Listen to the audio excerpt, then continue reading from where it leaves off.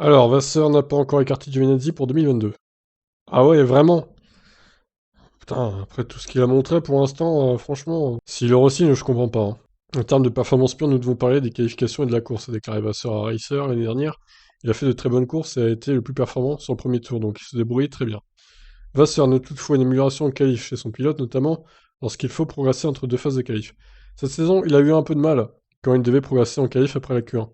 Il s'est très bien débrouillé lors des dernières épreuves, et j'étais très heureux de voir qu'il était capable de tenir ses promesses et de faire un pas en avant sur différents relais et différentes courses.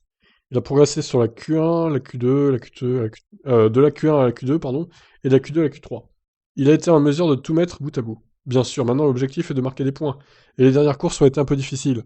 Mais je sais qu'il est capable de faire le travail, et j'attends maintenant le week-end où il parvient à tout réussir, le rythme de qualif, le rythme de course, et la course du premier au dernier tour. Vasseur compte sur Giovinazzi pour montrer des progrès pendant que la décision est en réflexion. Je pense qu'au moins le bon côté de notre position est que nous pouvons attendre, parce que nous savons que nous avons des pilotes en contact et que la balle est dans notre camp.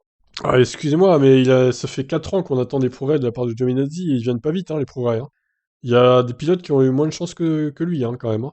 Par exemple, Tsunoda, il aura beaucoup moins de temps pour lui pour faire des progrès, je pense. Dès 2022, Tsunoda, il saute, hein, s'il continue comme ça. Vasseur compte sur Giovinazzi pour montrer des progrès pendant que la décision 1. Ça, c'est bon, je considère la situation comme une opportunité pour Antonio, car il est le gars dans la voiture qui peut montrer qu'il peut faire du bon travail et s'améliorer.